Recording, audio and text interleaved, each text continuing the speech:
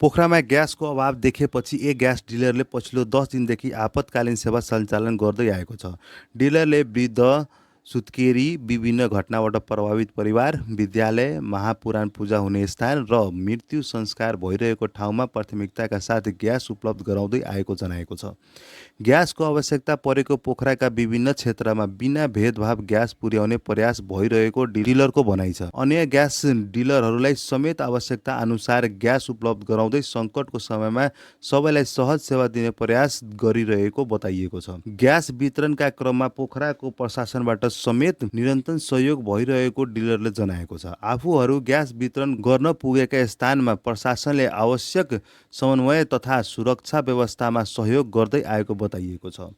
डिलरले सङ्कटको समयमा स्थानीय उद्योग तथा उत्पादनलाई प्राथमिकता दिन उपभोक्तालाई आग्रह गरेको छ। स्थानीय उद्योग सञ्चालनमा सहयोग पुग्ने गरी स्थानीयवासीहरूले साथ र सहयोग गर्नुपर्ने उनको भनाइ छ।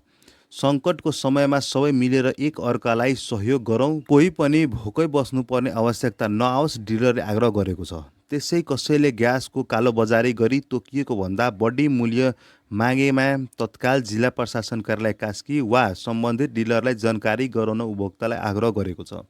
कालोबजारी अन्त्य गर्दै घर घरमा सहज रूपमा ग्यास पुर्याउने उद्देश्यले आफूहरूले निरन्तर सेवा दिइरहेको डिलरले जनाएको छ।